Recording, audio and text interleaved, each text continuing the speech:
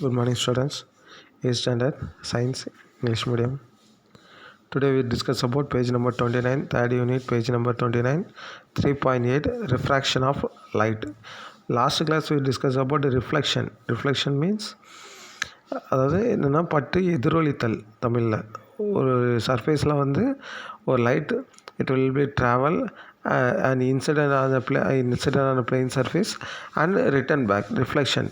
But refraction means when a light incidents on a surface, it will be travel through the surface.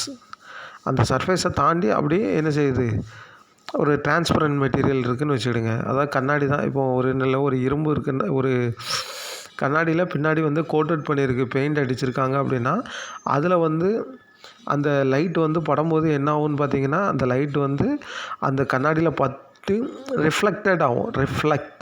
எதிரொலிக்கும். இது அந்த பின்னாடி coating இல்லாமல் டிரான்ஸ்பரண்ட்டாக அந்த கிளாஸ் இருந்துச்சுன்னா, அந்த லைட் வந்து என்ன ஆகும்னா, அந்த சர்ஃபேஸில் பட்டு it will be bosses through the surface. அந்த சர்ஃபேஸை என்ன செய்யும்னா பாஸ் பண்ணி தாண்டி என்ன செய்யும், போகும். Bosses the light bosses through இட்டு. அந்த பார்ட்டிகள் வந்து அந்த கிளாஸ் வந்து அந்த லைட்டை வந்து அப்சர்வ் பண்ணி அது வந்து என்ன செய்யும்னா அந்த சர்ஃபேஸ் வழியாக என்ன செய்யும், பாஸ் ஆகி வெளியே போகும். அதான் என்ன அப்படின்னா ரெஃப்ராக்ஷன். ரிஃப்ளெக்ஷன்னா பட்டு எதிரொலித்தல். ரிஃப்ராக்ஷன்னா ஊடுருவல் அப்படின்னு நம்ம என்ன செய்யலாம், சொல்லலாம். ஊடுருவல்.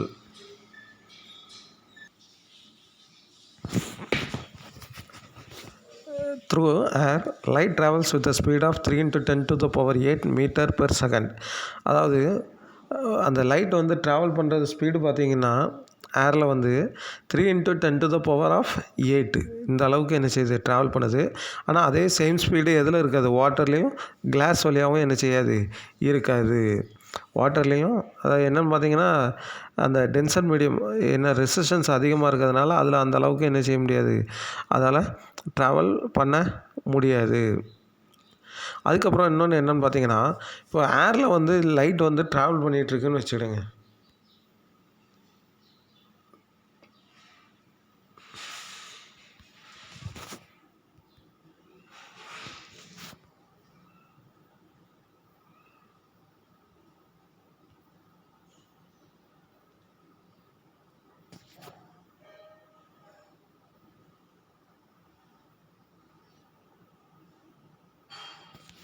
ஏரில் வந்து லைட்டு ட்ராவல் பண்ணிகிட்ருக்கு அப்படிங்கிற பட்சத்தில் என்ன அப்படின்னா, இட் வில் பி அதாவது டைரெக்டாக இருக்கும். ஒரு பாத்தை வந்து கிராஸ் பண்ணி போகுது அப்படின்னா, ஏரில் போயிட்டுருக்குன்னா அது வந்து எப்படின்னா டைரெக்டாக போயிட்டே இருக்கும். அதே இது கிளாஸில் இருந்துச்சுன்னா அதில் ஒரு சின்ன பெண்டு வந்து என்ன செய்யும், ஏற்படும். அடுத்த நெக்ஸ்ட் பேஜில் பார்த்திங்கன்னா அந்த இது என்ன செய்யும், தெரியும். அதாவது என்னென்ன பார்த்திங்கன்னா, அந்த normal, point of incidence, transparent medium to one to another, ஒரு மீடியத்துலேருந்து அனதர் மீடியத்துக்குள்ளே மேலே இருந்து கீழே போகுது அப்படின்னா அதுக்கு பேர் தான் என்னென்னு பார்த்தீங்கன்னா refraction of light. Page number 30 வந்து பார்த்திங்கன்னா உங்களுக்கு அது நல்லா தெரியும். அதில் அந்த ஒரு சின்ன பெண்டு என்ன செய்யும், இருக்கும். ஒரு சின்ன பெண்டு என்ன செய்யும், இருக்கும். அந்த பென்சிலை ஒரு தண்ணியில் உள்ளே வைக்கும்போது, ஒரு கண்ணாடி கிளாஸில் வைக்கும்போது அதில் ஒரு சின்ன பெண்டு வந்து என்ன செய்யுது, ஏற்படும். தட் வி கால்டஸ் என்னென்னு பார்த்தீங்கன்னா அதான் ரிஃப்ராக்ஷன் ஆஃப் லைட்டு. அடுத்து என்னென்னா, ரேரர் மீடியம்லேருந்து டென்சர் மீடியத்துக்கு போகும்போது அடர் குறைவுலேருந்து அடர் மிகு அப்படின்னு சொல்லலாம். அடர் குறைவுலேருந்து அடர் மிகு போகும்போது பார்த்திங்கன்னா அதில் ஒரு பெண்டு வந்து எப்படின்னா டுவர்ட்ஸ் த நார்மலை நோக்கி என்ன செய்யும், இருக்கும். அதே இது டென்சர் மீடியத்தில் ரேரர் மீடியம் போகும்போது அந்த நார்மலுக்கு அவை அகென்ஸ்டாக என்ன செய்யும், இருக்கக்கூடியதாக இருக்கும்.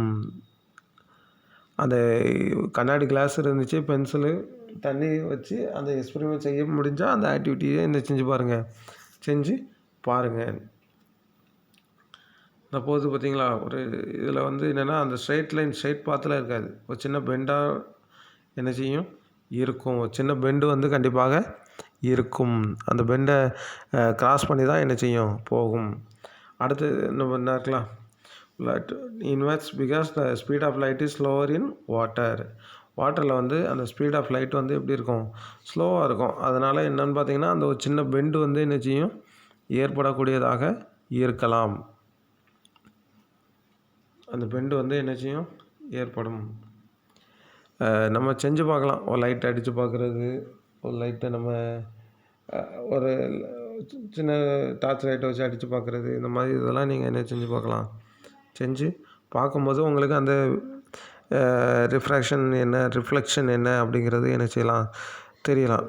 முடிஞ்சால் அடுத்த இதில் ஒரு வீடியோ மாதிரி என்ன செஞ்சு எடுத்து உங்களுக்கு பண்ணி தருகிறேன்.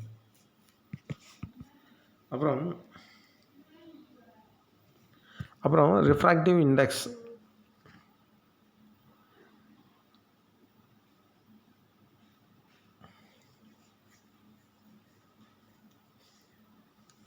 ரிஃப்ராக்டிவ் இண்டெக்ஸ் அப்படின்னா பாருங்கள், எப்போவுமே அதாவது இந்த ரிஃப்ராக்ஷன் ஆஃப் லைட் வந்து அந்த மீடியமை டிபெண்ட் பண்ணி தான் இருக்கும். அந்த speed of light in that medium. அந்த speed of light in that ஒரு கண்ணாடினா எவ்வளோ இருக்கும், ஏர்னால் எவ்வளோ இருக்கும், இல்லை கிளாஸ்னால் எவ்வளோ இருக்கும், இல்லை கெரோசினில் எவ்வளோ இருக்கும், இல்லை டைமண்டில் எவ்வளோ இருக்கும், வாட்டரில் எவ்வளோ இருக்கும், ஈத்தரில் எவ்வளோ இருக்கும். இது வந்து என்னென்னா அந்த மீடியமை டிபெண்ட் பண்ணி, அந்த ஸ்பீட் ஆஃப் லைட் மீடியமை டிபெண்ட் பண்ணி தான் என்ன செய்யும் இருக்கும். அதாவது ஸ்பீடு அதிகமாக இருக்குது, ஸ்பீட் ஆஃப் லைட் இந்த மீடியம் வந்து அதிகமாக இருக்குன்னா பெண்டிங் வந்து கம்மியாக இருக்கும். வாட்டர் எடுத்துக்கிறோம் அப்படின்னா ஸ்பீட் ஆஃப் லைட் வந்து அதிகமாக இருக்குன்னா பெண்டிங் வந்து எப்படி இருக்கும், கம்மியாக இருக்கும். அதே இது அந்த same time speed of light வந்து லெஸ்ஸாக இருக்குது, கம்மியாக இருக்குன்னா பெண்டிங் வந்து எப்படி இருக்குன்னா மோர் அதிகமாக இருக்கும். ஸ்பீட் ஆஃப் லைட் வந்து மீடியமில் வந்து அதிகமாக இருந்தால் பெண்டிங் வந்து கம்மியாக இருக்கும். அந்த பென்சிலை உள்ளே வைக்கும் போதே தெரியும் உங்களுக்கு அந்த ஸ்பீட் ஆஃப் லைட்டோட இது. அடுத்தது இந்த ரிஃப்ராக்டிவ் இண்டெக்ஸ்னால் என்ன அப்படின்னு பார்த்தீங்கன்னா ஒன்றும் இல்லை, அதாவது speed of light in air divided by speed of light in the medium mu equal to c/v. அதாவது speed of light in air to the speed of light in the particular medium. அதுக்கு பேர் தான் என்னென்னா refractive index. mu equal to speed of light in air c divided by speed of light in the medium v. நல்லா வச்சுக்கோ, mu equal to c/v. mu equal to c/v. இது முக்கியமான formula. அதுமாதிரி இதுக்கு வந்து என்ன கிடையாது, யூனிட்டு கிடையாது. இதுக்கு வந்து என்ன கிடையாதுன்னா யூனிட்டு கிடையாது. நல்லா வச்சுக்கோ, mu equal to c/v. mu equal to c/v. அடுத்து சில இது கொடுத்துருக்கான். வேக்கம் ஏரில் எவ்வளோ இருக்கும் refractive index, mu equal to 1 இருக்கும், ஏர்லேயும் 1 இருக்கும், வாட்டரில் 1.3, ஐஸில் 1.31, கிளாஸில் 1.5, டைமண்டில் 2.417. இந்த மாதிரி என்ன இருக்குது, ஒவ்வொரு பர்டிகுலர் வேல்யூ என்ன செய்யுது இருக்குது. mu equal to c/v. இது ஒரு முக்கியமான ஃபார்முலா, மறந்துடாத. அதாவது speed of light in air divided by speed of light in the medium. Speed of light in air வந்து நமக்கு வேல்யூ தெரியும் எவ்வளோனா 3 × 10⁸. அது பேஜ் நம்பர் 30 ப்ராப்ளம் 4 பாருங்கள். என்ன கொடுத்துருக்காங்கன்னா speed of light in air 3 × 10⁸. இது ஆல்ரெடி இது ஒரு fixed value. Speed of light in the medium, ஒரு மீடியம் கொடுத்துருக்கான் எவ்வளோனா 2 × 10⁸ metre per second. Refractive index கேட்டிருக்கான் mu equal to formula speed of light in air divided by speed of light in medium. So air 3 × 10⁸ metre per second divided by 2 × 10⁸ metre per second. 10⁸ cancel ஆயிரும். So mu equal to 1.5. mu equal to 1.5. So இப்படி தான் என்ன செய்கிறது, கண்டுபிடிக்கிறது. அடுத்தது Snell's law of refraction. Snell's law of refraction என்ன அப்படின்னு பாருங்கள். Travel from one medium to another medium. அதாவது 2 லா உண்டு இதுக்கு. Incident ray, refracted ray and the normal and the point of intersections all lie in the same plane. ஒரே பிளேனில் தான் என்ன செய்யும் இருக்கும். பார்த்திங்கன்னா இந்த ரெட்டு இன்சிடென்ட் ரே, அடுத்து என்னது ரிஃப்ராக்டட் ரே. இது எல்லாமே என்ன அப்படின்னு பார்த்தீங்கன்னா ஒரு பர்டிகுலர் பாயிண்டில் தான் என்ன செய்யும் இருக்கும். அடுத்தது ratio of the sine of the angle of incidence I equal to the ratio of sine of the angle of refraction R is equal to the refractive index of the medium. அதாவது sin I by sin R equal to mu. refractive index mu equal to sin of angle of incidence sin I divided by sin of angle of refraction R mu equal to sin I by sin R. இது முக்கியமான formula. Snell's லாவில் இது வந்து என்னென்னா ஒரு முக்கியமான formula. அதாவது mu equal to sin I by sin R. அது incidence by refractions. sin of the angle of incidence by sin of the angle of refraction mu equal to sin I by sin R. இது ஒரு முக்கியமான formula. டிஸ்பர்ஷன்ஸ் அப்படின்னு பார்த்தீங்கன்னா ஒளி விலகல் பார்த்தீங்கன்னா என்னென்னா நியூட்டன்ஸ் டிஸ்க் எக்ஸ்பெரிமெண்ட்டுன்னு சொல்லுவாங்க. அதாவது அந்த லைட்டை வந்து ஸ்ப்ளிட் ஆகும்போது அது எப்படின்னு பார்த்தீங்கன்னா ஒரு 2 ப்ரிசம் வழியாக ஸ்ப்ளிட் ஆகும்போது என்ன அப்படின்னு பார்த்தீங்கன்னா ஒரு ப்ரிசம்லேருந்து அது ரிஃப்ராக்டட் ஆகி போகும்போது 7 கலர்ஸ் வந்து என்ன செய்யும் கிடைக்கும். அதான் dispersion of light passing through a transparent. அதான் நிறைய கலர்ஸ் கிடைக்கும், வேவ் லென்த் கிடைக்கும். அதுக்கு பேர் தான் என்னென்னா டிஸ்பர்ஷன் ஆஃப் லைட்டு அப்படின்னு என்ன செய்வாங்க சொல்கிறது. டிஸ்பர்ஷன் ஆஃப் லைட்டு அப்படின்னு சொல்கிறது. So ரிஃப்ளெக்ஷனுக்கும் ரிஃப்ராக்ஷனுக்குரிய difference தெரிஞ்சுக்கிடுங்க. ரிஃப்ளெக்ஷன்னா பட்டு எதிரொலிக்கிறது, ஒரு பொருள் மேலே பட்டு எதிரொலித்து ரிட்டன் பேக் ஆகிறது தான் என்னது ரிஃப்ளெக்ஷன். ரிஃப்ராக்ஷன்னா ஒரு பொருள் மேலே பட்டு அந்த பொருள் வழியாக ஊடுருவி செல்லுதல். ஒரு பொருள் மேலே பட்டு அந்த பொருள் வழியாக என்ன செய்யுது ஊடுருவி வெளியே செல்கிறதுக்கு பேர் தான் என்ன அப்படின்னு பார்த்தீங்கன்னா ரிஃப்ராக்ஷன். சரியா? ஸோ இந்த டிஃப்ரென்ஸ் தெரிஞ்சுக்கிடணும். ரிஃப்ளெக்டட்னா என்ன, ரிஃப்ராக்டட்னா என்ன, நம்ம அதை போட்டு குழப்பிடக்கூடாது. இதுவான்னு குழப்பிடக்கூடாது. ரிஃப்ளெக்ட் பட்டு எதிரொலிக்கிறது. ரிஃப்ராக்டட்னா ஊடுருவி ஒரு பொருள் வழியாக ஊடுருவி செல்லுதல். பொருள் வழியாக ஊடுருவி செல்லும்போது ஒவ்வொன்றுக்கும் ஒவ்வொரு ரிஃப்ராக்டிவ் இண்டெக்ஸ் என்ன செய்யும் இருக்கும்.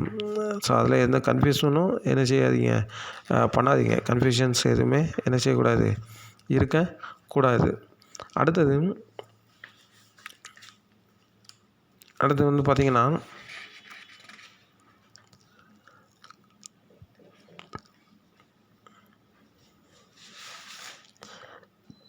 இந்த ப்ராஜெக்ட்லாம் கொஞ்சம் செஞ்சு அனுப்புங்க. ஒன்றும் அசையக்கூட மாட்டேங்கிங்க, எதுக்கு அப்படின்னு தெரில. ஸோ இன்றைக்கி லெசன்ஸை வந்து கொஞ்சம் வேகமாக நடத்தி முடிக்க வேண்டியிருக்கு. நம்ம அடுத்தது பேஜ் நம்பர் 124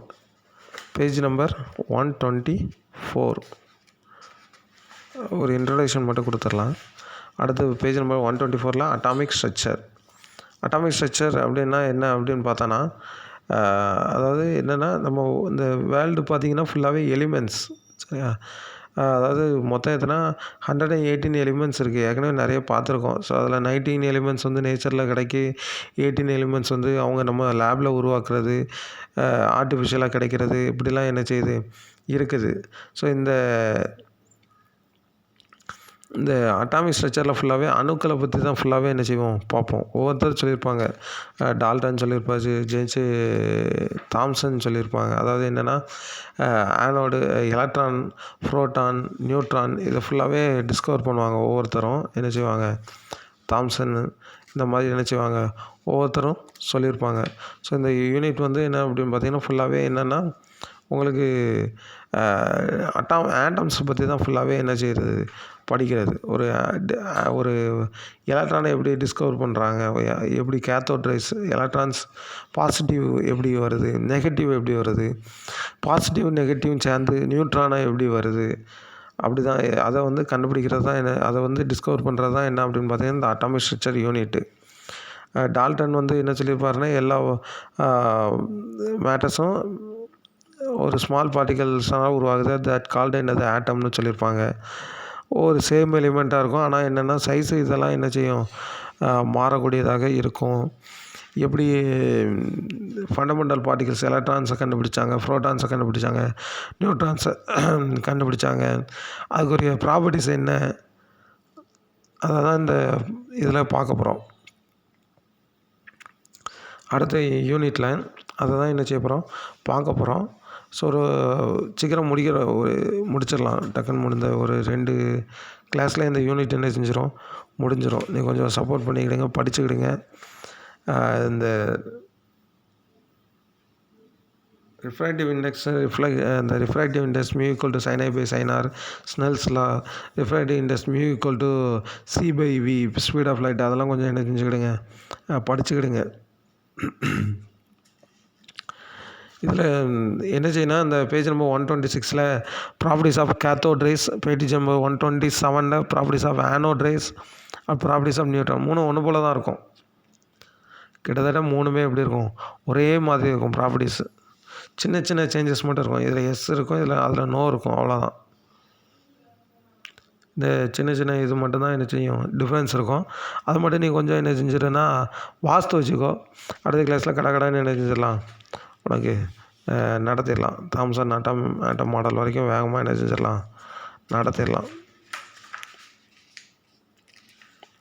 ஸோ அதை மட்டும் கொஞ்சம் என்ன செஞ்சுக்கோ, படித்து வச்சுக்கோ. வேகமாக என்ன செஞ்சுருவோம், லைட்டாக வாஸ்து வச்சுக்கோ. வாஸ்து வச்சுக்கிட்டேன்னா கடைன்னு என்ன செஞ்சிடலாம், நடத்தி முடிச்சிடலாம். Thank you students.